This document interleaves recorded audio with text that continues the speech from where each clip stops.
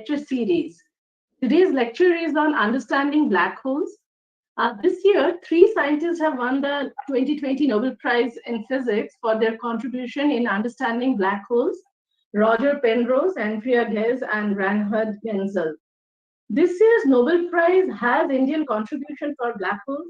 Roger Penrose, along with Stephen Hawking, used the formalism laid down in 1955 by Amal Kumar Raychaudhury, a famous professor of physics at the University of Calcutta. Professor Raychaudhury developed a mathematical formulation that served as an elegant basis for the research by a physicist, Roger Penrose, a decade later, that brought him the Nobel Prize this year. Today's speaker, Dr. Somak Raychaudhury, happens to be associated with all three of these eminent personalities who have contributed to black holes. He learned general relativity from his father and great Indian physicist, Professor Amal Kumar Raychaudhury, and he was the student of Penrose at Oxford University and studied about black holes from Stephen Hawking. It is a great honor and privilege to have with us Professor Somak Raychaudhury for today's lecture on understanding black holes.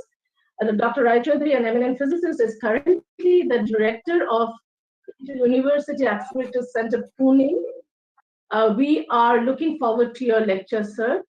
We are pleased to have with us another great physicist, Professor Patrick Dasgupta, Professor of Physics and Astrophysics at Delhi University, who will be chairing today's session.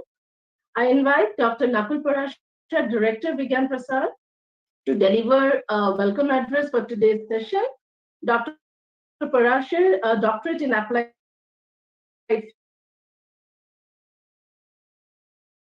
physics, carried rich experience of research and development and contributed in academic and corporate. He has been a continuous guiding force for all of us in Vigyan Prasar in taking science to the people. It is being organized by Vigyan Prasar in collaboration with Research and Information System for Developing Countries, Center for the Promotion of Advanced Research, CEFIPRA, and India Habitat Center, which in short we say STIP Forum.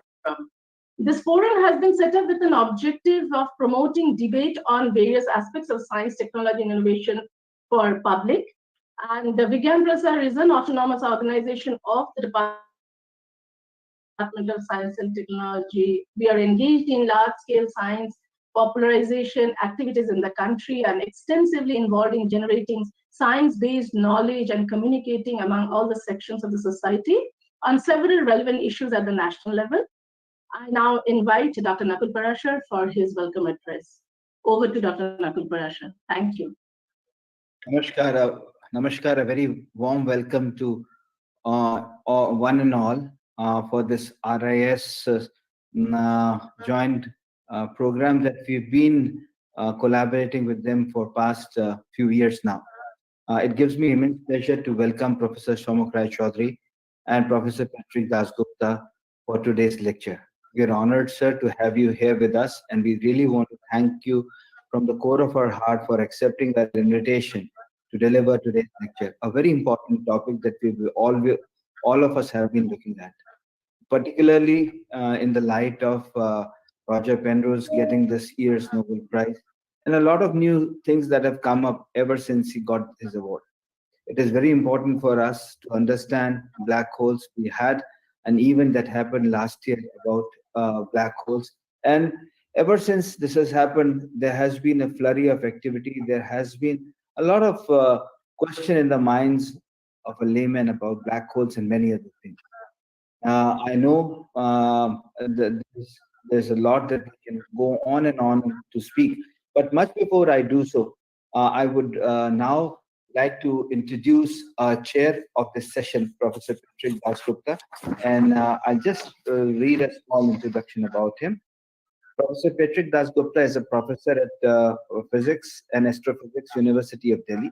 His current research interests include studies related to confirmation of Hawking area theorem from the observed gravitational waves from binary black holes, proposing a unified model for gamma ray bursts and first radio bursts, modeling dark energy, torsion, shunt Simon gravity using a dynamical four-form and mechanisms to generate supermassive black holes from Bose-Einstein condensation of the bosonic dark matter. We heartily welcome you, Professor Patrick Dasgupta, and I would now request Professor Dasgupta to deliver his chair lecture and take forward this session today, which all of us are very eagerly waiting to hear. My association with Professor Somak Raychaudhury has been first instance when I met him and was honored. I was touched, moved, and inspired by you, sir. When I remember at a conference in IUCAA where we had organized science and performing arts, and that's where I first met you. I heard a lot about you much before I met you, and you were much beyond what my perception and picture I had about you. It's indeed a pleasure to have you with us. And then at ISF 2019 last year, we've tried to meet each other. We could, but I hope we are now trying to organize ISF 2020 virtually. So to you and to Professor Patrick Dasgupta, we look forward to your association and support and blessings to the upcoming ISF 2020 as well. With these words, may I now request Professor Patrick Dasgupta to take over as the chair of this session and this program today and deliver his words of wisdom to enlighten all of us. Over to you, sir. Thank you very much, Dr. Prasar.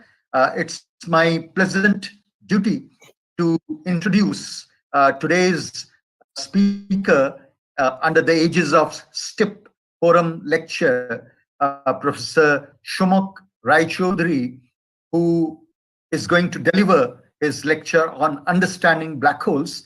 If I were him, I would have given the title for my talk as Misunderstanding Black Holes. I've gone ahead talking about the Calcutta black hole in the Fort Williams. But of course, understanding black holes is more important so that people don't just go stand under Fort Williams. Right. Now to introduce Professor Somak Raychaudhury, we have to go back several years back when, after getting his master's degree in physics from Presidency University and being taught by luminaries like Professor Amol Kumar Raychaudhury, he moved to Cambridge University, England, to pursue his PhD, and he had long association with one of the greatest astrophysicists of all times, Professor Donald Lindenville, who is unfortunately no more with us. And after completing his PhD, he went for postdoc at the Harvard Smithsonian Center in Boston, and he was also associated with the design of the Chandra X-ray Observatory. And then he returned as a faculty in IUCAA, Pune, but then he soon moved to University of Birmingham, where for over a decade he was a faculty member. And then it was a good fortune for the First Presidency University that he came back to his alma mater as the head and the dean, and sort of established the Department of Physics in a positive manner. And of course, very soon he joined Inter-University Centre at Pune as the director of IUCAA. And apart from many of his research works concerning galaxies and other fascinating objects of cosmos, he is also part of that team that discovered a supercluster, and it is nicely named as the Saraswati supercluster. And today's talk, of course, we all know, is essentially about black holes that has attracted the Nobel Prize in Physics in 2020. And I'm sure he's going to talk about the work that essentially goes back to certain Indian connections. I will, of course, not highlight them because we are eagerly looking forward to hear from Professor Somak Raychaudhury. And black holes by definitions, are objects that at the center has the entire mass so that the density is infinity. But black holes are covered by a mathematical surface called event horizon, from which and from within which no light can escape. And that's why direct detection of black holes are extremely difficult. And I, therefore, in a wholehearted manner, welcome Professor Somak Raychaudhury to elucidate on the topic, elucidate the subject called black holes. Professor Somak Raychaudhury. Thank you very much indeed. Namaskar. I mean, it's wonderful to hear the introduction, so flattering from my elders. And sort of, I've had a long association with Professor Patrick Dasgupta, who, of course, was one of the first members of IUCAA when it was founded. And I've known him a long time, both here as well as in his capacity at Delhi University. Let me share my screen before I start my talk today on black holes. Let me just go ahead and do what I was trying to do last time, which is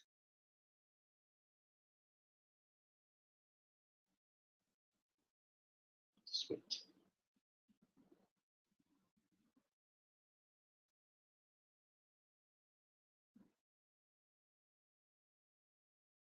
I hope everybody can see my screen.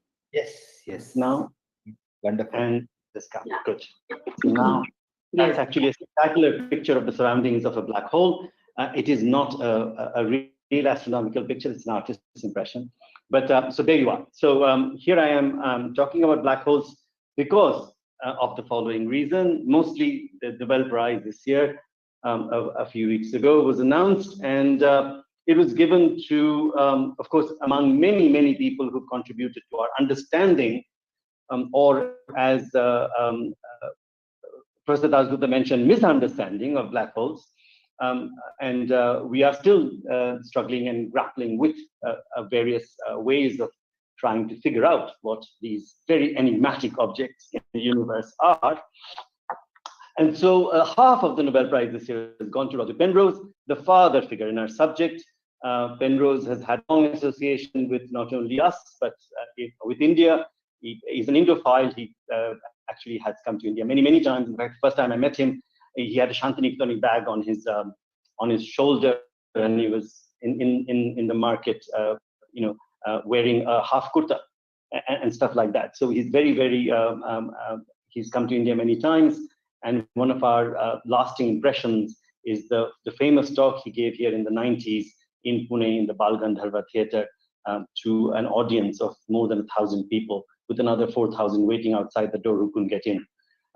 The other two people who got the Nobel Prize are Andrea Ghez and Rainer Genzel for actually observing the black hole in the middle of our galaxy. I'm going to talk about that today.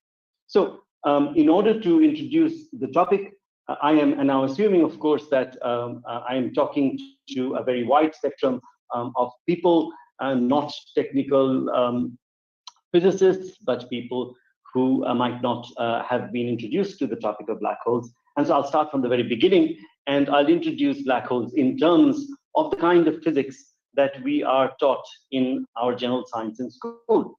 We are taught about gravity, which comes from basically from the formulation of Isaac Newton. Isaac Newton, in his undergraduate days, formulated this notion that gravity is a force which acts between any two objects in the universe that is massive. So if you have mass, like you and me, we have mass, very painfully aware that we have mass that is increasing every day. And so we have mass, and then we attract each other by a force called gravity. This is what Newton said, that, and it acts along the line joining the two objects, and it is like an invisible string that pulls these things together. And Newton then formulated this expression that if you have gravity, then you pull each other with a force that causes an acceleration that is proportional to the mass of the thing that is pulling you, and is inversely proportional to the square of the distance, which means the further away things are, the weaker the force of gravity is. So that is the notion that has been with us for more than 300 years, and it actually works very well in most circumstances. If we are designing a rocket that goes to Mars, we can use Newtonian gravity to do that, and it actually doesn't fail unless you stretch it to the limits of very strong gravity or things that are moving very fast, close to the speed of light. And so under those circumstances, there are limitations to Newton's formulation, which we'll come to, and black hole is one of them. And one of the first things that comes out of this formulation of gravity is the following, that in order for to escape from something that gravitationally pulling you, like for example, I'm standing on the earth is pulling me, and so I'm stuck to the earth. If ever you've thought that you can jump high enough that you can escape from the earth, or you can drive a car that is fast enough that you can escape from the earth, here is a consideration that you have to come to, and that is that there is something called the escape velocity. There is a particular velocity above which you must go. You must attain this speed in order for you to escape from the gravitational pull of that object. And so that is why when you throw something up, it comes down. And that is given by this very simple formula, which is the square root of 2gm over r. It shows you that that is proportional to the mass that's pulling you, and is again inversely proportional to the size of the object that's pulling you, right? In this case, it's the size of the Earth. So how can you change the escape velocity from an object? Even when Newton formulated this more than 300 years ago, people very soon figured out that in Newton's formulation of gravity, there will be these objects that we now call black holes. They didn't call them black holes then, they called them dark stars. And people figured out that what would happen is that if you can make an object that has a mass and a radius, whose combination is such that the escape velocity is higher than the speed of light, then even light cannot escape. Nothing can escape, and everything we know has velocities less than the speed of light. And so it is an object from which nothing can escape. And that is why this ominous thing called black hole, this concept was created. As I said, the black hole, the name was given by John Wheeler in the 20th century, but in those days, people called them dark stars. So the question is then, how can you make these objects from which even light cannot escape? Nothing can escape, light cannot escape. So one of the ways you can make it, as you know, is if you, I just gave you that formula, and so it says the escape velocity is proportional to the square root of mass and inversely proportional to the square root of radius. So one way to do it is to keep the radius the same, but increase mass, have it much more massive. So if it's made of rock, make it with something that's denser, and so make mass higher. It's a very hard thing to do.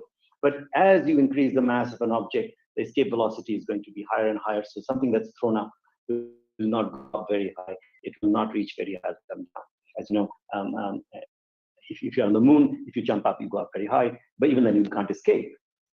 But another way of doing this is, and that's more feasible, is you can take the same object, don't change its mass, but change its radius, which means make it smaller and smaller and smaller. And see, in that formula, r is in the bottom, which means that the escape velocity is going to go up. And so it's going to happen something like this, which means that if you take something and you shrink it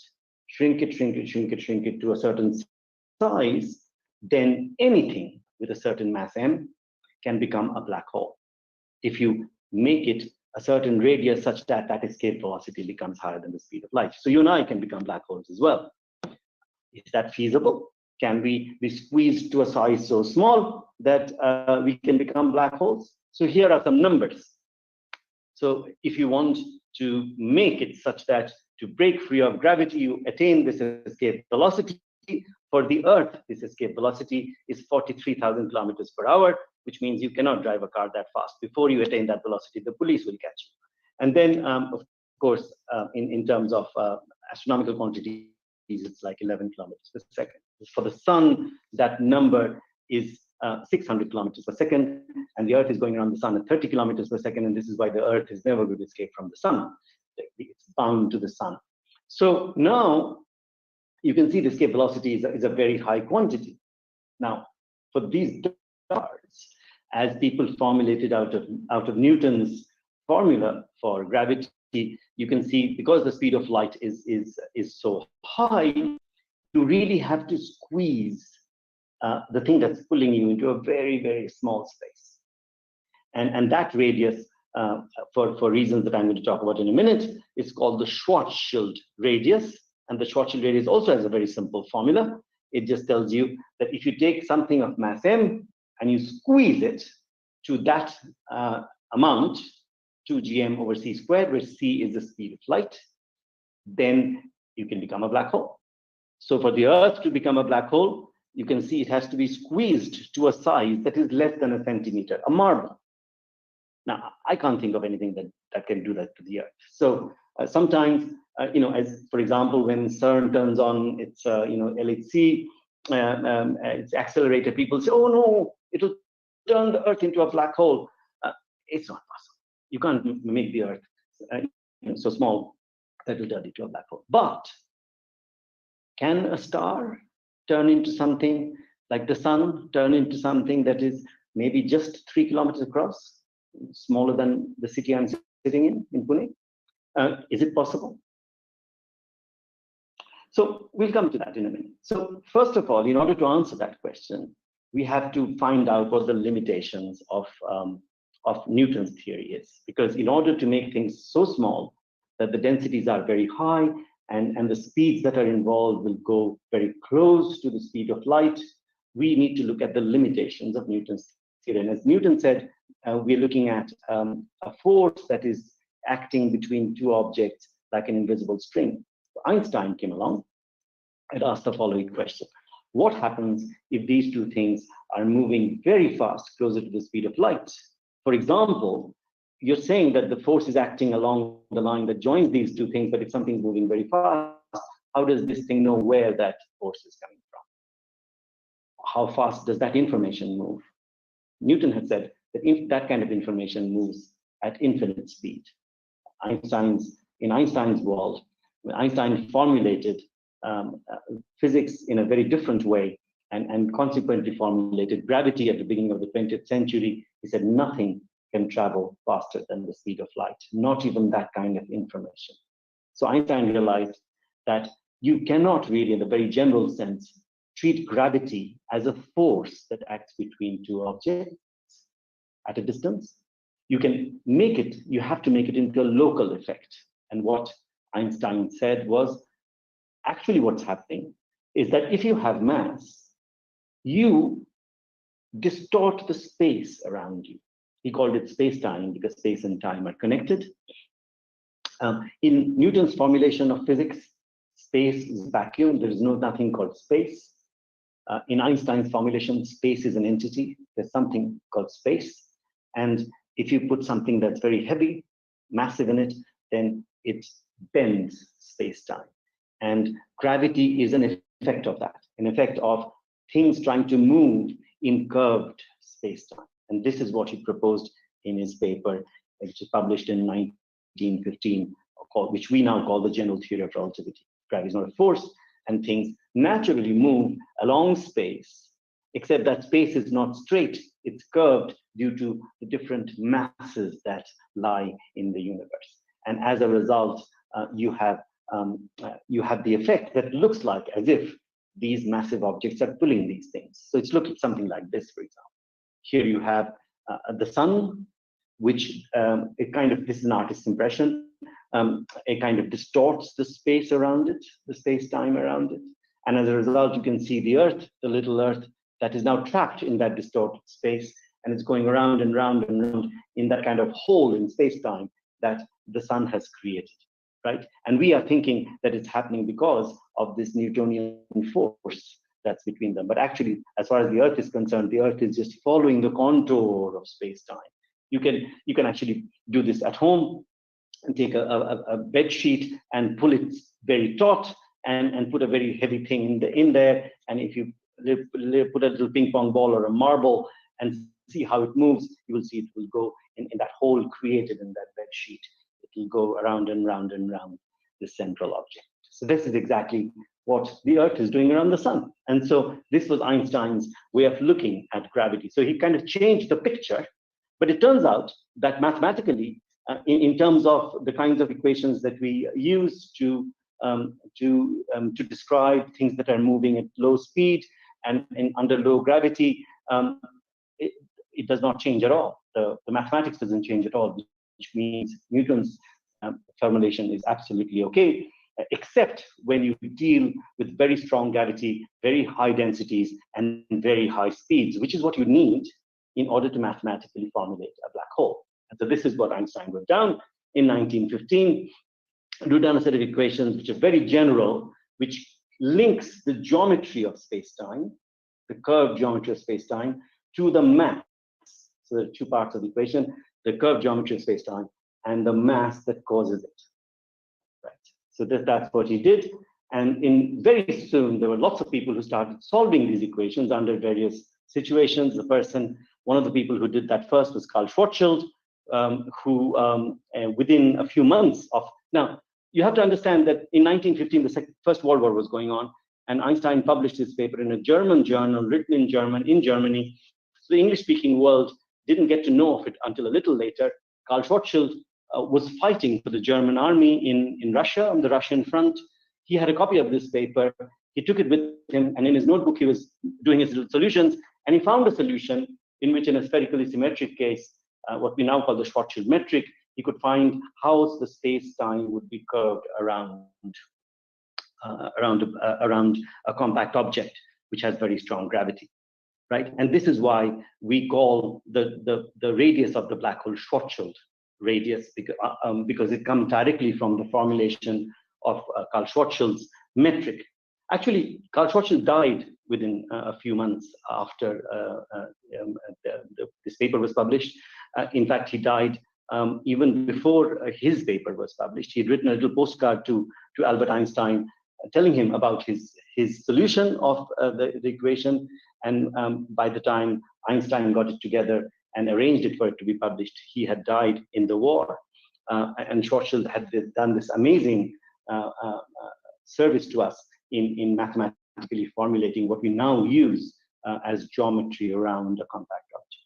But still, we haven't answered that question on how to take a star and compress it to make it into something that's a few kilometers across so that it can become a black hole. And that was done by this Subramanian Chandrasekhar, who in the 1930s had, in his undergraduate days, had access to the library of the Cultivation of Science, Institute of Cultivation of Science, the DST institution, now in Calcutta, where his uncle Raman was a professor. And he went and looked at C.V. Raman. He looked at Astrophysical Journal, and he was really looking at this problem of how stars can collapse and things like that. I was thinking about it.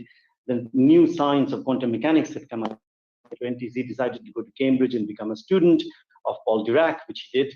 But in this whole transition, he had solved this problem of how, as a star collapses, it can actually turn into something that's very compact but have a finite size, we call. And this is something I'm not going to go into now, except to say that he worked out that if something has maybe about 1.4 times the mass of the sun, and below that, and like our sun, which is less than 1.4 times the mass of the sun, it will collapse to form something called a white dwarf. Our sun will form a white dwarf.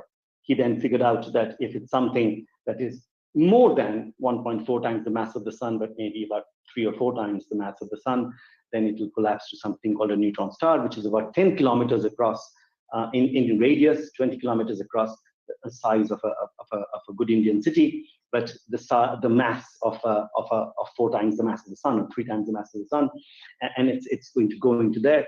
And then if you have something that's much bigger than that, then it will explode as it ends its life after it finishes its nuclear fusion in the center, and in the middle, the remnant of the star is going to collapse, and there'll be nothing to stop it. I'm not going to go into the physics of this, but there's nothing to stop it, and it will actually collapse to what is known as a singularity, and a very, very small size, which is known as a black hole. So Chandrasekhar showed us that this is the way a star, at the end of its nuclear fusion life, nuclear burning life, light-giving life. At the end of its production of light, it will end its life as a black hole. And to do that, the progenitor star, the star from which this black hole is formed, has to be roughly about 3 to 4 times the mass of the sun, at least, if not much, much larger.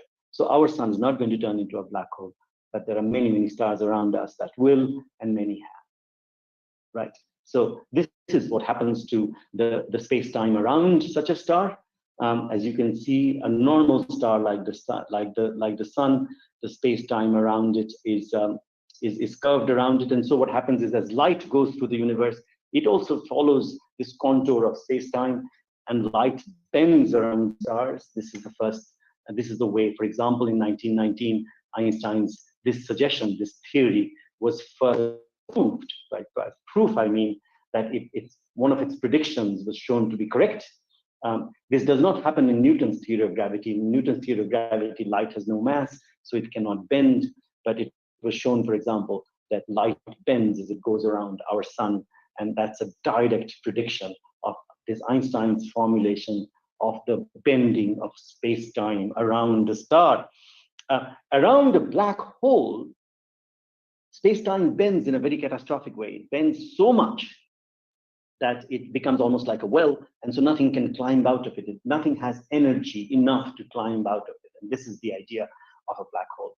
Even light does not have enough energy to climb out of this heavily warped space-time. So when you think of a black hole, this is the picture you should think of, that if you fall into it, there is no way, not even light, that you'll have enough energy to climb out of it, right? And for example, here you might have, if you have escape velocity, you can escape. Okay, this is the Einsteinian formulation of escape velocity. So this is the picture that we have of a black hole.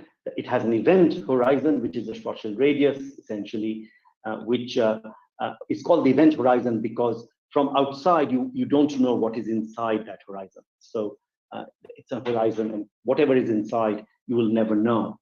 But you also know that the entire matter has actually collapsed, and there's nothing to stop it. So it has gone into something called singularity. So this is a big puzzle. It's a big, big puzzle, has been a big puzzle from the very beginning. What happens to this matter as it collapses to things? Because if you think of actually the black hole having no size at all the matter has gone into something that has zero radius, then the density is infinity, as Professor Dasgupta mentioned. And so there are no infinites in physics. There are no infinites in mathematics. It's hard to deal with these infinities because they cause a huge amount of problem in our mathematical formulation. And this is where Penrose comes in. So Hawking and Penrose essentially showed us a way of mathematically characterizing these singularities. The fact that they naturally arise, these singularities, from Einstein's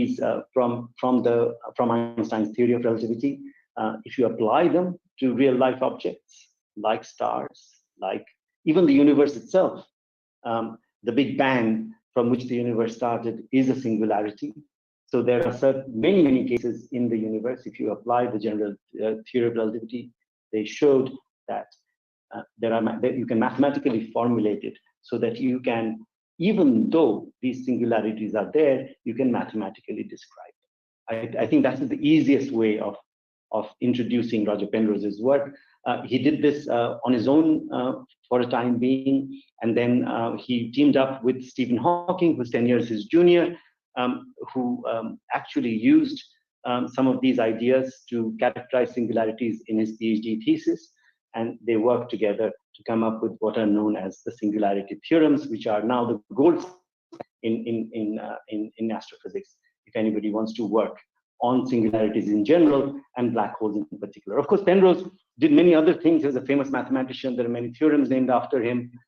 He, of course, came up with the ideas of periodic tiles, which are not symmetric, and Penrose tiles are very famous. They lead to an understanding of quasi-crystals, which are used in condensed matter theory. In fact, just where I'm sitting in IUCAA, In front of me is the Chandrasekhar Auditorium, in which the entire lobby is done, is lined with Penrose plants, which Roger Penrose himself designed for us. And so it's a mathematical quantity that has great applications in physics and now in biology, because there are lots of biological molecules that behave as quasi-crystals. So a very interesting work done by Hawking and Penrose together, and so that's the beginning of the series of papers that essentially describes how gravitational collapse can lead to singularity. As was mentioned at the very beginning, a lot of it was based on a series of equations that were derived by Amal Kumar Raychaudhury, who was my teacher, not my father, as was expected. Amal Kumar Raychaudhury was one of my teachers. In fact, he taught me mathematical physics and electrostatics in the first year. And little did I know in my first year in Presidency College, Calcutta, that he was such a great man. He published this particular paper in 1955, in which he essentially formulated a version of Einstein's equations, which also incorporated, actually very elegantly described a very geometrical way of looking at torsion and shear and angular momentum in general relativity. So now, since you are dealing with a star that also has angular momentum, that is turning, that has shear, etc., this is the formulation that you need in order to describe how a star collapses, gravitational collapse, to form a singularity. And this is why Hawking used Raychaudhury's formulation in order to do their work. And in fact, it's very interesting. In all three people on this picture, I have had the fortune of attending classes. I was an undergraduate at Oxford when I attended classes by Roger Penrose. I did my first course on black holes, Stephen Hawking, and of course, Professor Raychaudhury taught me in Presidency College. It was very, very interesting that when I first went to meet Roger Penrose, he asked me whether I was related to the Raychaudhury, because he was working with Raychaudhury's equation at that time. I am fortunate that I share the same surname as him. Professor Martin Rees, essentially the astronomer royal right now, summarizes this whole situation by saying that there's no way, of course, to deny that Roger Penrose is the single most person who has contributed to our knowledge of black holes, but he couldn't have done it without the collaboration of Hawking, and it's quite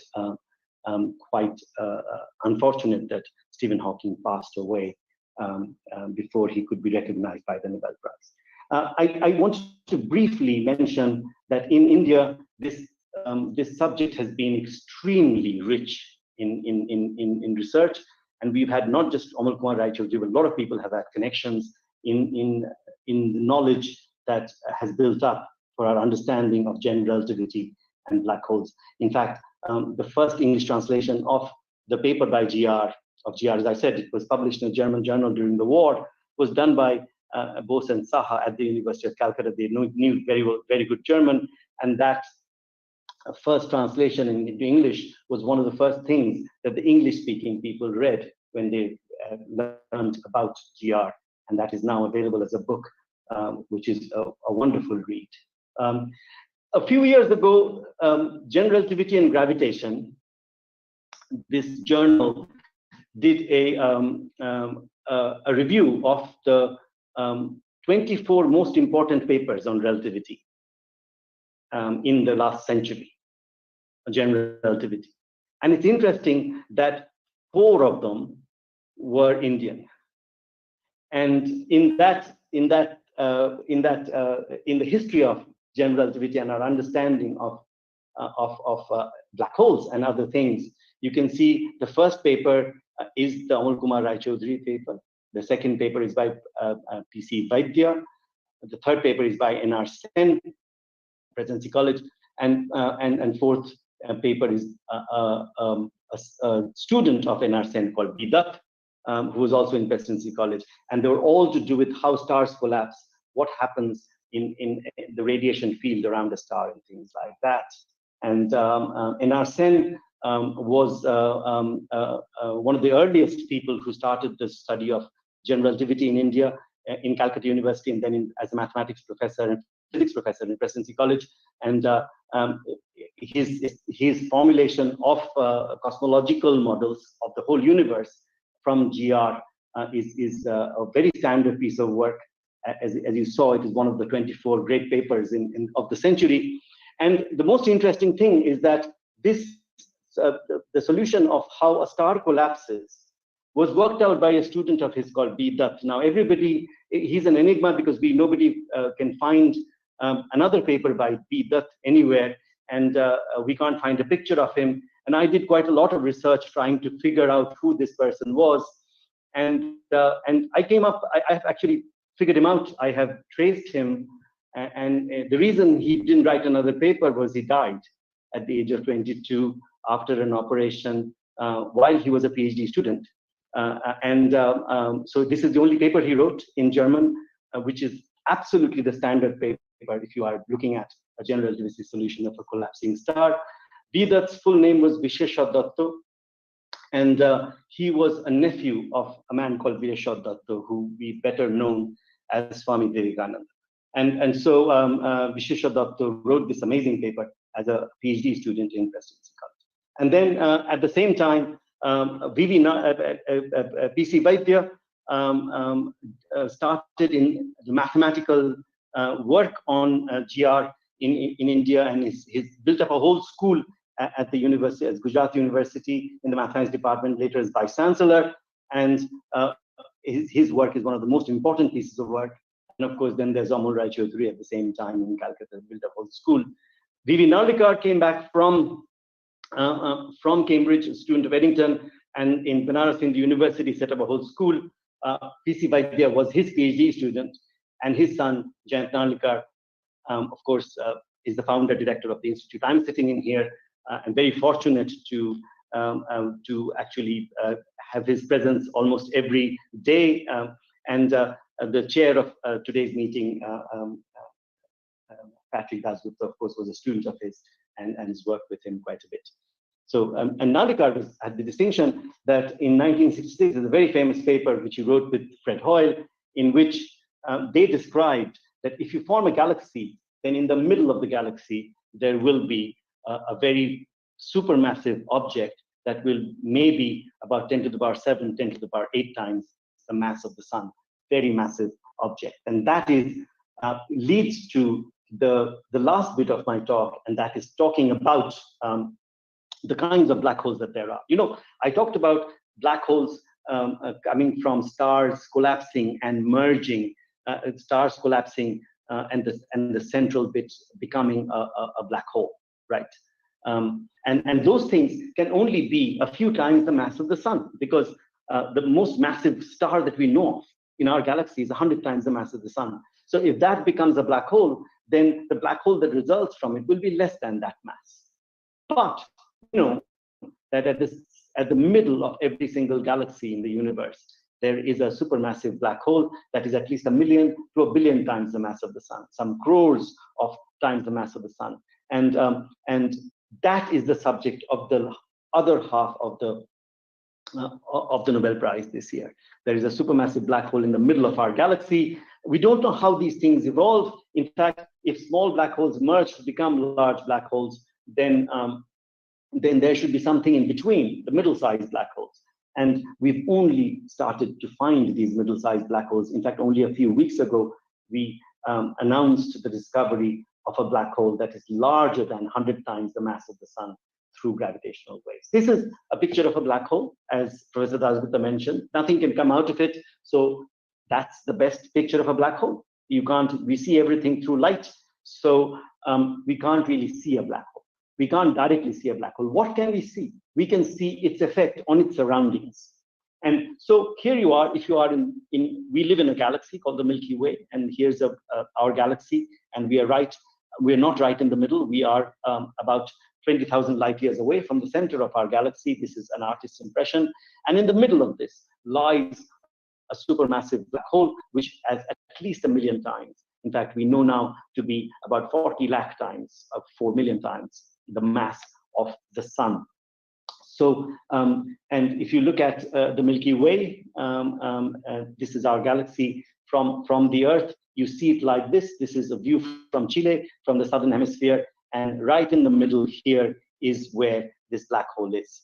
And you can see that it is obscured by a lot of dust, black dust in the light. So we can't really see very close to the black hole. We would like to see the stars and see how fast they're moving near the stars so that we can figure out how massive this black hole is, but we can't really see it because it's blocked by the light of the blocked by the dust that is in the Milky Way. And this is what these two people did, Reinhard Genzel and Andrea Ghez. Andrea Ghez, working for at the UCLA, used the Keck telescope in Hawaii, the 10-meter telescope.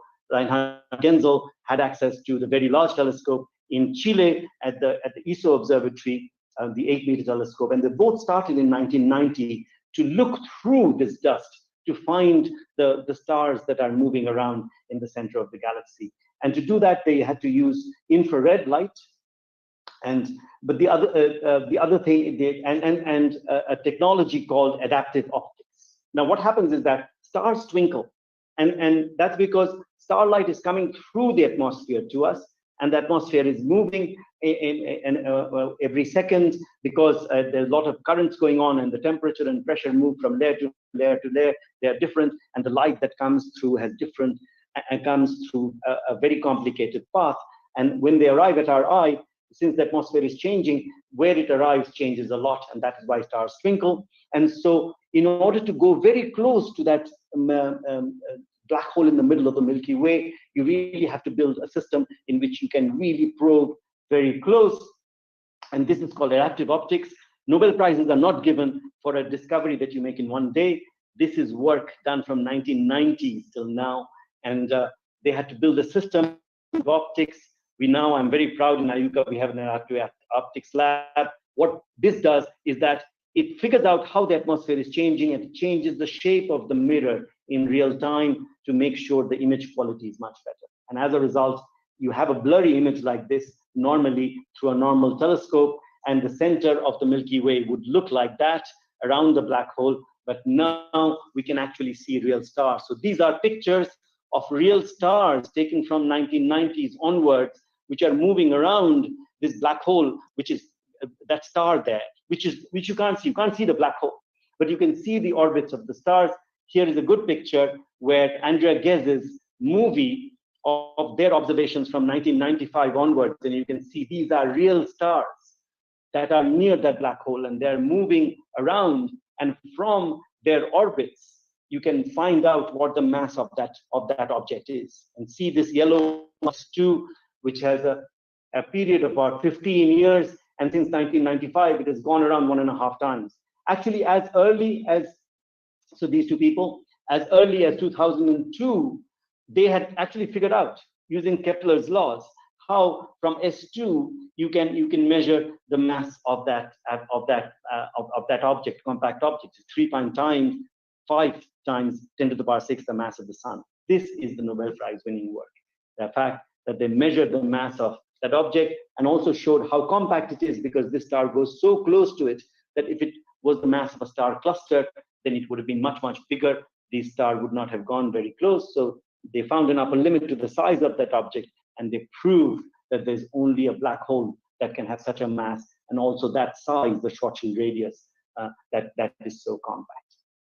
We now know, of course, that we've taken a picture of a black hole and its surroundings with the Event Horizon telescope, which was published last year. I'm sure this will lead to a Nobel Prize in the coming years.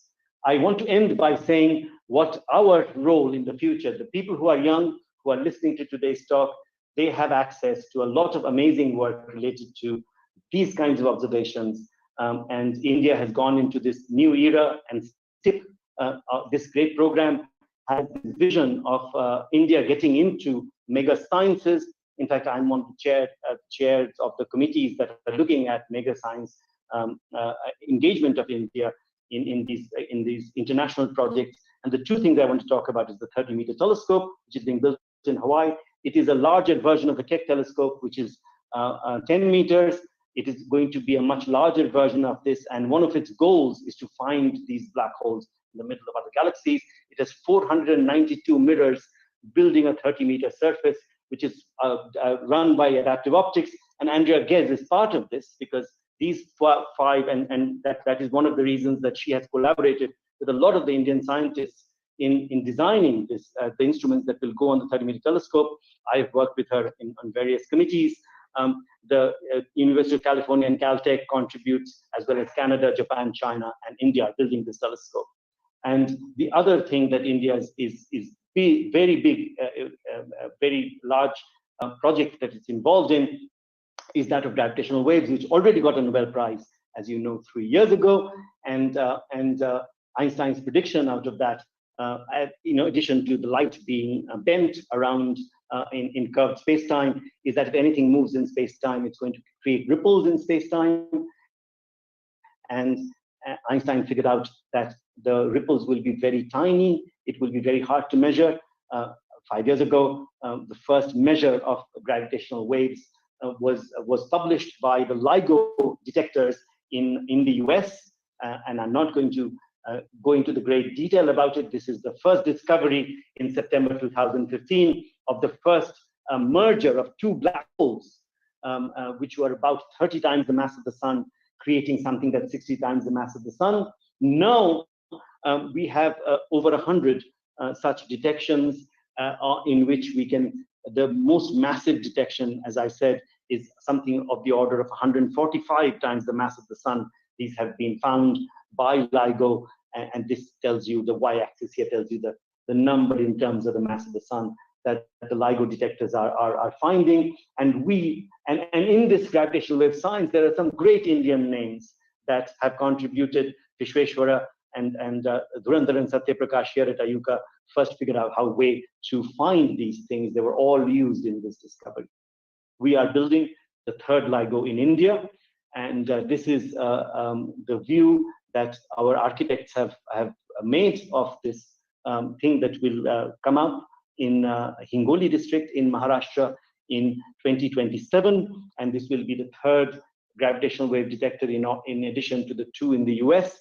It will operate from 2027, and I can safely say that for the young people who are in school and college right now, if they want to work in astrophysics and cosmology and in the field of black holes, they need not go anywhere else and to do their degrees like I had to go abroad and do my degree. People are going to come to India to use these observatories now, and we are going to lead the world in science of black holes. We've already acquired the land there, and this is what it looks like now. We are working with the villagers and the local schools, 100 of them, in order to tell them what's happening. The children are very, very excited. We have an extensive outreach team working in the districts where this big observatory is going to come up, because a lot of international presence will be there, and the local people need to be involved. You can look us up on social media and see what our future plans are in these mega projects that we are doing. I'll stop there with a couple of names of books that you can read if you want to follow up. I'll stop there. Thank you very much. Thank you, Professor Somak Raychaudhury, for taking us through this exciting journey through black holes to gravitational waves from black holes. And we have some time to take questions and discuss them. And what I will do is that I will select some of the questions that I think are interesting and they should be answered first. Okay, so here is one question. How do scientists calculate the mass of a supermassive black hole? Okay, so I showed you, I of course went very fast through that whole exercise, but I showed you a picture in which we looked at the supermassive black hole in the middle of our galaxy, and we looked at the orbits of stars around them, and they're nice elliptical orbits. So that can be, and these can be worked out in terms of Newton's laws, because the velocities are very, very small and compared to the speed of light. And so these can be worked out through what is known as Kepler's laws. Now, this is exactly what we do in the solar system. Say you want to find out what the mass of the sun is. So what you do is you look at the orbit of the Earth and the orbit of Venus and the orbit of Mars, the orbits of the planets, and they follow Kepler's laws. And if you look at their velocities and their distance from the sun, you can find out what the mass of the sun is. So exactly following the same argument, you can look at the orbits of the stars around the supermassive black hole in the middle of our galaxy and find out what the mass is. The technological breakthrough is to actually detect those stars, which are so close to this supermassive black hole, that it required this immense technology of these large telescopes and adaptive optics and stuff like that. Once you did that, then mapping out, imagine those stars are going around the supermassive black hole in 15 years, just like planets go around the sun. So once you draw those orbits, then measuring the mass is easy. That formulation has been with us for more than 300 years.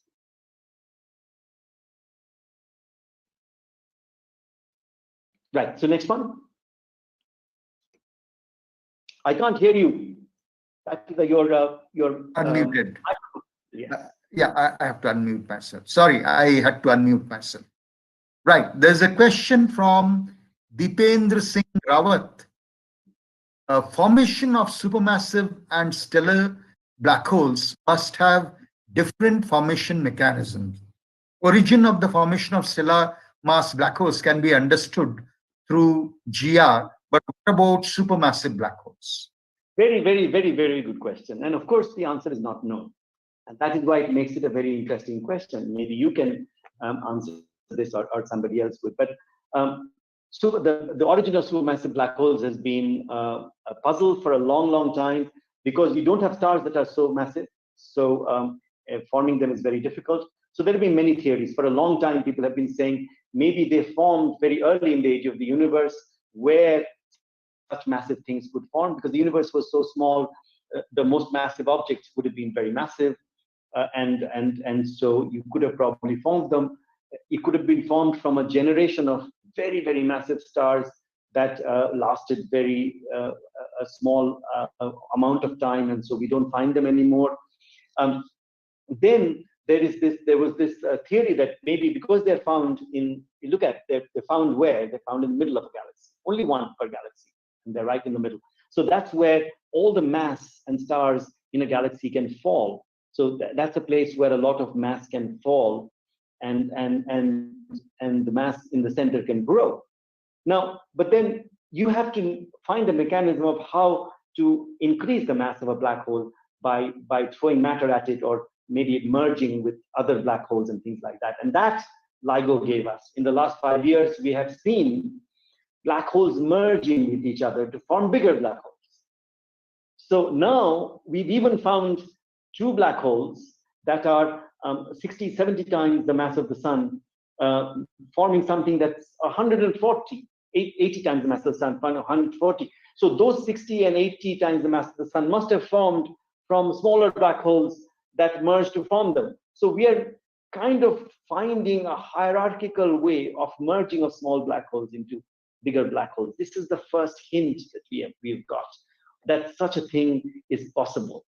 Now people are trying to figure out, in the age of the universe, and the universe is not very old, it's only a few billion years old. So in the age of the universe, is it possible to do this, to go right from stellar mass black holes, merge, to something that's a billion times the mass of the sun? And that's a big puzzle. And this is something people are working on now. It's a very, very exciting field right now. Thank you, Professor Somak. Let us go to another question. There's Nitin, who is asking why black hole shadows are formed. This concerning the Event Horizon Telescope, I guess. Actually, that again requires a whole lecture. But what happens is that I don't know whether you've seen the Interstellar movie, for example, where a lot of this was actually tackled. In the movie, Kip Thorne, who's a Nobel laureate, was involved in conceiving the graphics around it. What happens is that if you look at a black hole and you're seeing the surroundings, light bends around the black hole and comes to you. So it forms a very warped image of the surroundings of a black hole. So what you're seeing is partly seeing the things that are behind the black hole and the sides, in a warped fashion, and that can be understood by solving the equations of the general theory of relativity, but it has to be numerically solved with computers and things like that, which it requires quite a lot of formalism. So this is now being set up. A lot of people are trying to understand that around a black hole, what would images look like? If it's a perfect circle, it will look very, very distorted and things like that. So, so the donut, the Meduvada shape, the donut-shaped image that you saw in the Event Horizon Telescope, actually is a warped image of the surroundings of a black hole. As you know, it is taken with in microwave light, in microwaves, and so it's a microwave emitting material around the black hole, and that it leads to this particular very interesting shape. It looks like a boring shape, but it's a very, very interesting shape. Now, one of the reasons I think the Event Horizon people haven't got the Nobel Prize yet is that how that thing is formed and what we are seeing is not fully understood yet. And they are also trying to find an image of this black hole that's in the middle of our galaxy, which Ghez and Genzel got the Nobel Prize for. And the image they have got is not very good yet, and they're trying to improve it. Once we get a few images of these black holes by the Event Horizon Telescope in the microwaves, we'll be able to understand much better what we are actually seeing there and model them. But that is something that is work in progress right now. Thank you. Shubham Kejriwal asks, but for a star very close to the supermassive black hole, for example, S2, at its closest approach, its velocity is really high. Does the Keplerian approximation still apply? Yeah, so you can do that. It's still not close to the speed of light. A Keplerian approximation applies to about 1/100th of the speed of light, or even smaller, or even larger. So smaller than that. And so these things don't, because what we are doing is, even though the star is getting very close to the black hole, it is still quite a way away. I think I gave you the number of the perigalacticon, as it is, which is the nearest distance, and it's not that high yet. If, for example, it does go that close, then there are relativistic formulations of Kepler's laws. I mean, of course, these have different names. There are called the Birkhoff theorem and things like that. People have worked out quite a lot of the relativistic versions of Kepler's laws. But this particular one, S2, can be done mostly with Kepler's laws. The velocities are not that. Thank you. There's another question which reads as, is it correct to say that black holes have a lifespan? How can they have a lifespan when all the laws of physics break down there? Even the concept of time breaks down. Well, concept of time breaks down does not mean the laws of physics break down. A concept of time is different.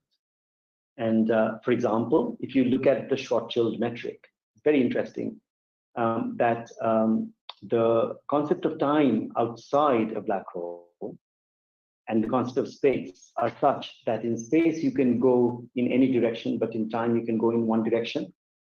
If you look at what happens inside a black hole, if you extrapolate that, the Schwarzschild metric inside, actually what happens is that time becomes space-like and space becomes time-like, which means that in space you can go in one direction only, which is why you cannot come out of a black hole. And time has a very different formulation. And it comes out of the physics. It's not unphysical. It is very difficult to conceive, and this is why science fiction picks on that and uses black holes for time travel and all kinds of things. So it leads to very interesting effects that leads a lot of imagination to understand, and so we are still trying to understand it. That does not mean that laws of physics break down, and that is one of the things that I was trying to emphasize, that Penrose and Hawking, through their singularity theorems, tried to show that even singularities, which look like that's where physics goes up, can actually arise very naturally out of the laws of physics that we are using. So the natural consequences of the laws. Thanks.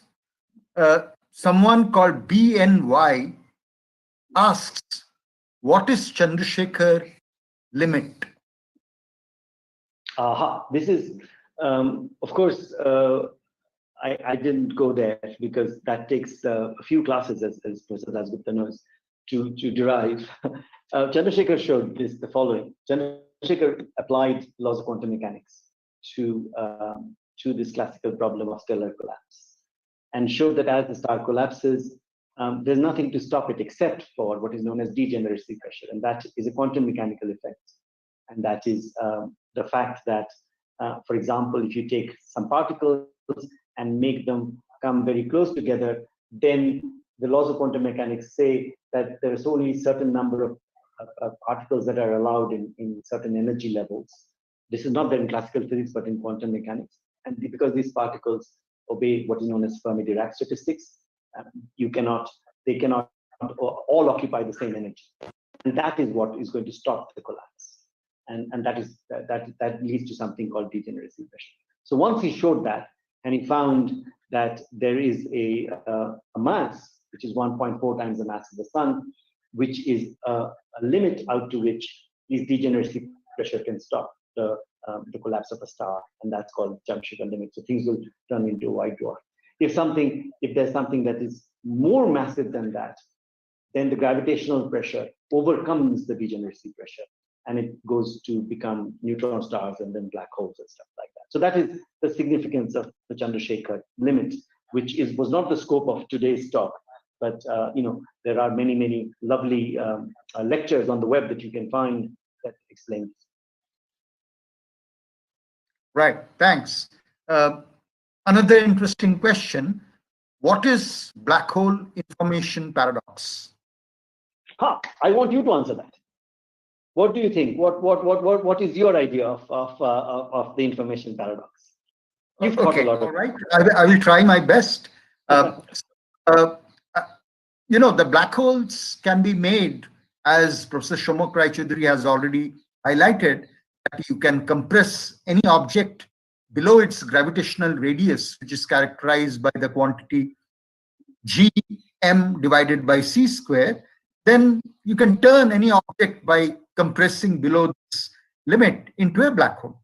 In particular, you can take quantum systems. So you can think of a Bose-Einstein condensate, which is sufficiently large enough. As you know, S.N. Bose and Einstein, they had theoretically shown that if you take bosons, which have integral multiple spins of h bar, where h bar is Planck's constant divided by 2 pi, then below a critical temperature, all these identical bosons can occupy the same quantum state, okay, unlike the fermions. So therefore, you take a large Bose-Einstein condensate, let's say weighing more than 10 times sun's mass. But because they are in a Bose-Einstein condensate, each of these bosons are described by the same wave function. So in other words, the entire object made out, which is heavier than 10 times sun's mass, is described by a single quantum mechanical wave function. And now you turn it into a black hole. All right. And quantum mechanical laws, along with general relativity, shows that this single wave function, as it collapses, will still remain a single pure wave function.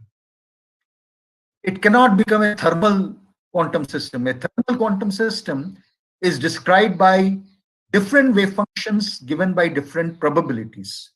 So when we do statistical mechanics of a thermodynamic system from quantum mechanical point of view, then we say that the probability that your thermodynamical system is described by this quantum system is probability P1, another state for the same system is P2, and so on. That means the thermodynamic system of quantum mechanical objects, they are an ensemble of different wave functions with different probabilities.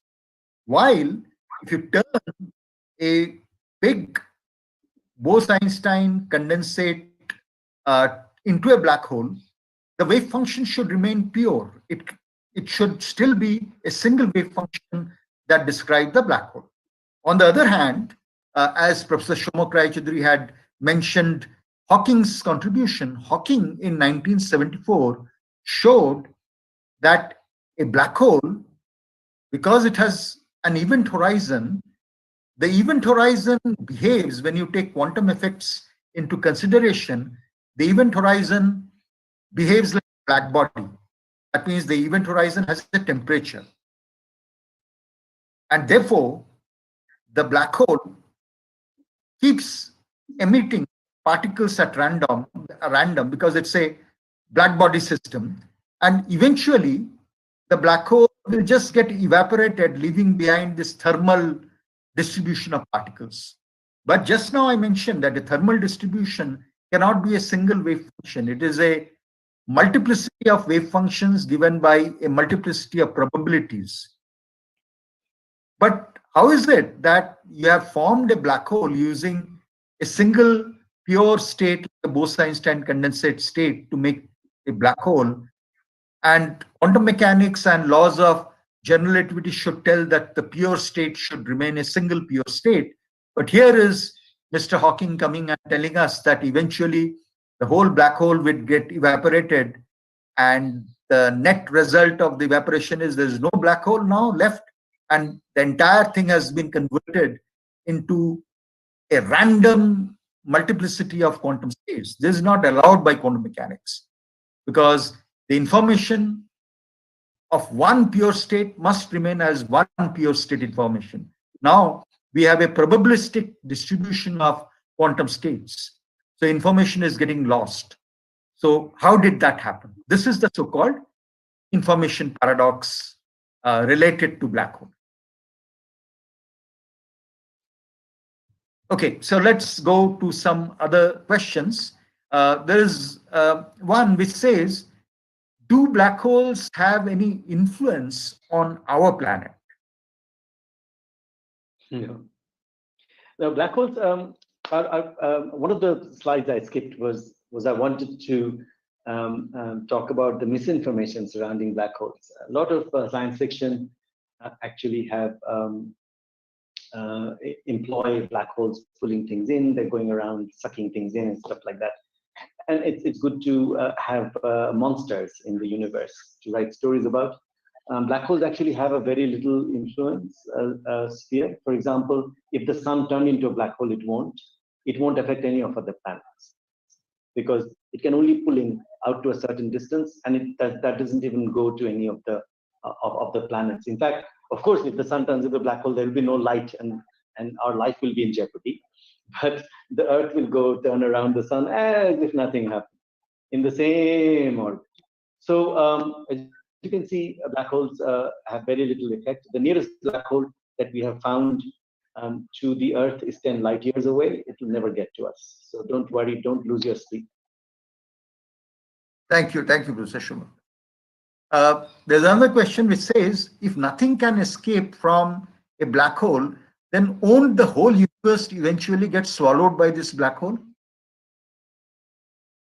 Say that again. Say the question again. Yeah, okay, I will read it out slowly.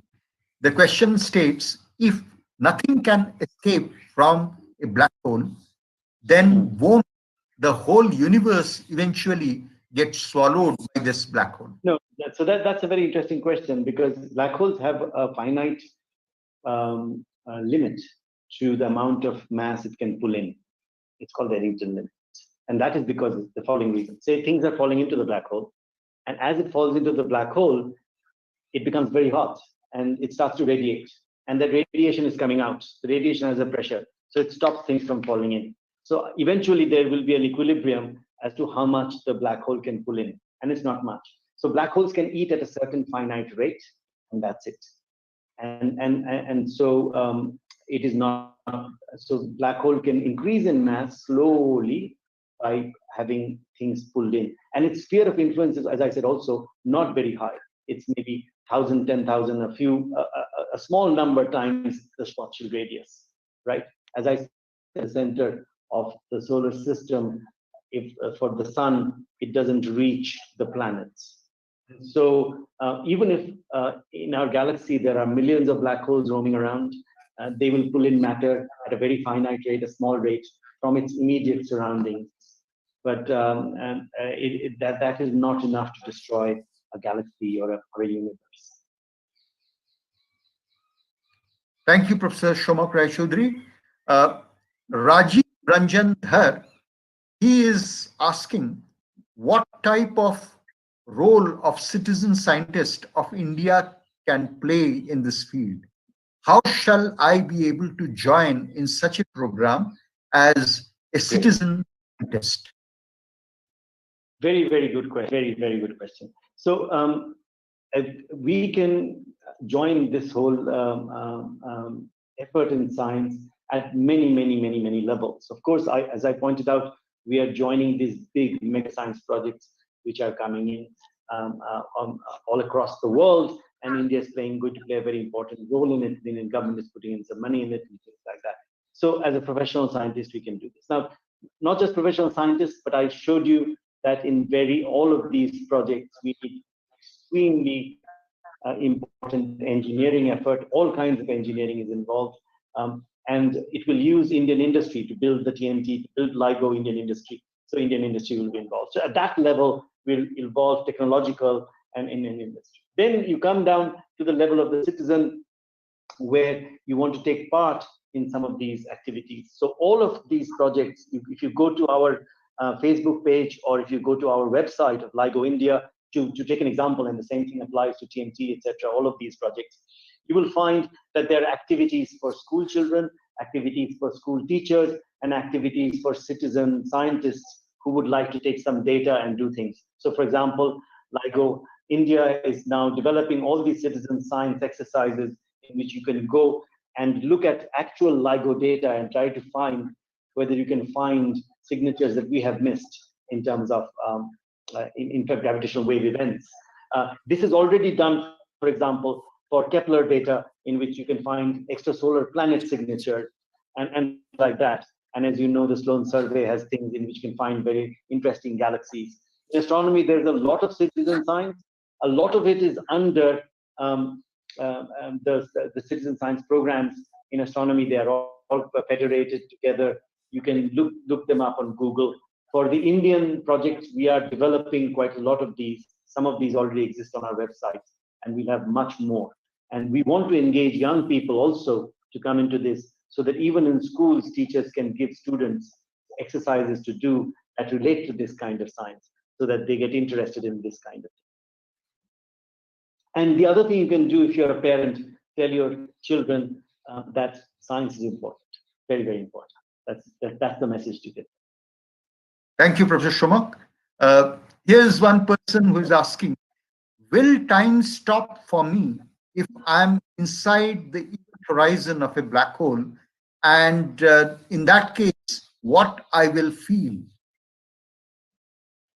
So it's all relative, as the theory of relativity says. So I mean, I don't want to go into it, but there's lovely videos on YouTube which actually simulates what happens when somebody falls into a black hole. As you know, there's something called spaghettification.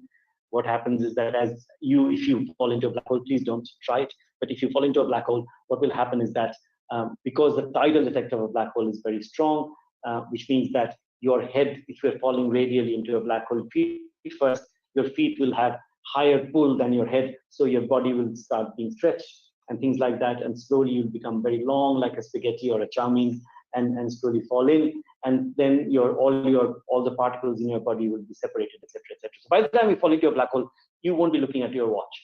But if you do, as a physicist, what will happen is that the experience of somebody who's outside a black hole looking at you falling into a black hole, and the experience of you inside a black hole is going to be very different, because time, the concept of time, is different for these two different observers. You're absolutely right. If you're falling into a black hole, time for you will be such that you'll never reach the middle of a black hole.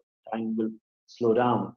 Whereas, of course, somebody who's outside, they will see you fall into a black hole straight away, zoop, very, very fast. So that's and this is I try to cartoonify this whole thing, but there are some lovely simulations and on the web. Go find them, and then that helps you understand how these relative clocks work, the relative observers work, and what happens in the vicinity of a black hole. Very interesting stuff. Thanks. Here is another person who is asking, how can we know the age of the universe without knowing the size of it?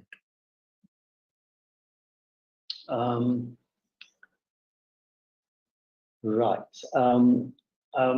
Well, we know the size of the universe better than the age of the universe, really.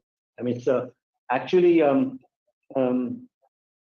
the age of the universe comes from, and it's not related to what we're talking about today, but I suppose the generic astronomy questions are coming in.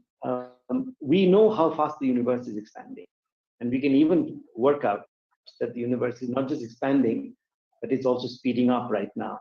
And by looking at very distant galaxies, which means we are looking at the past of the universe, we can also measure the rate of expansion of the universe as it was then.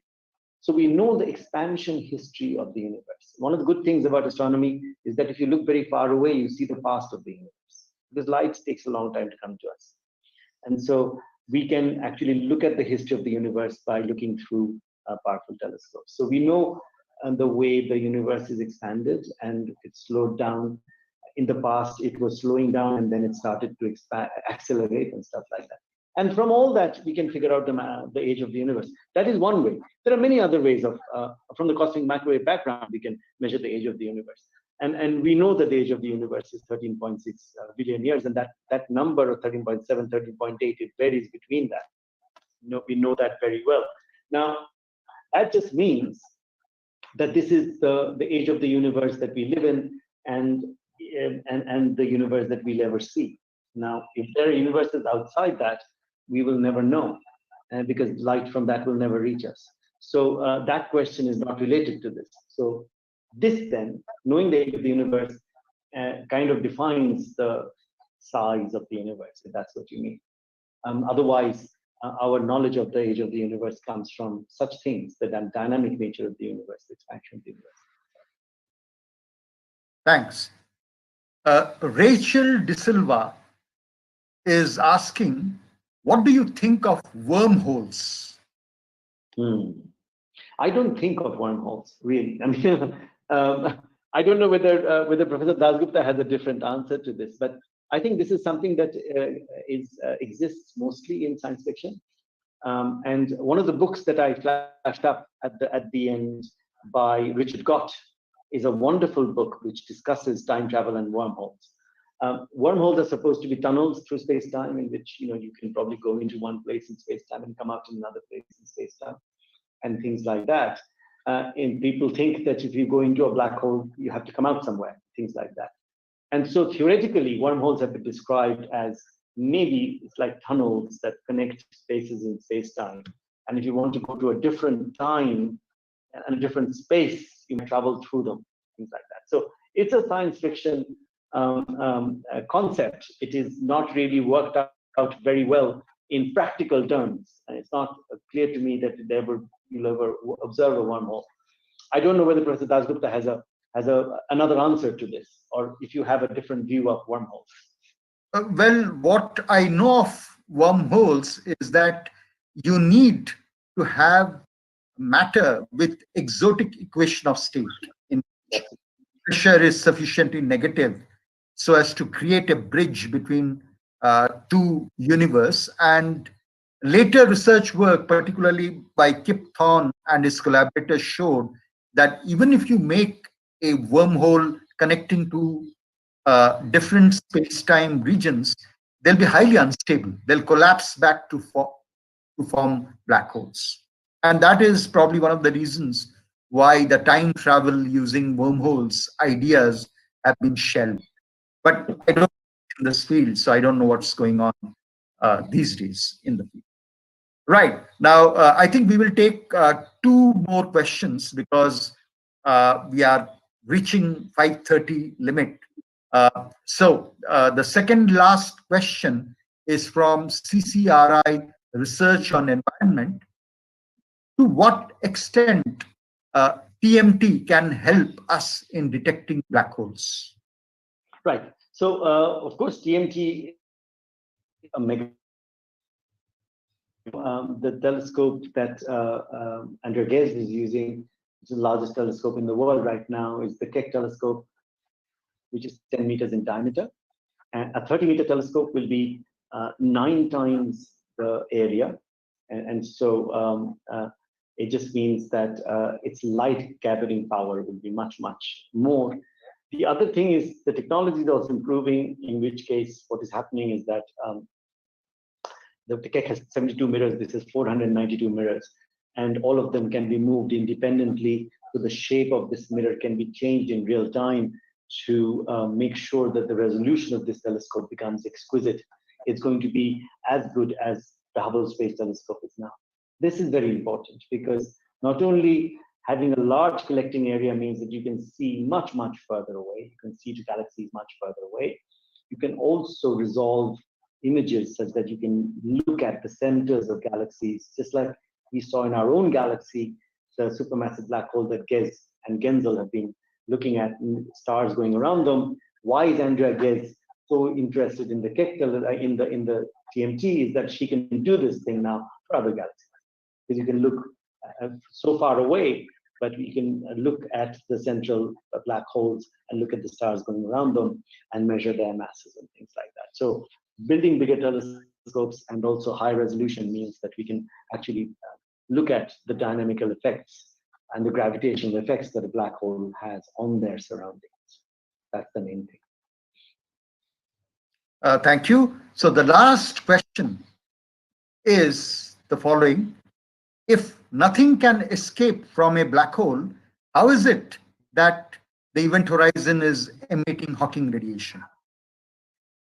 That's a very interesting question, of course, and Hawking came up with this idea of radiation from a black hole, and it's a purely quantum mechanical effect. And he explained it in a very interesting term. In fact, as you know, he published this paper in Scientific American as a popular article because he wanted people to understand what this whole thing is. The thing is, in quantum mechanics, particles and antiparticles can annihilate to form energy and also can form in pairs. So you can have a particle and antiparticle.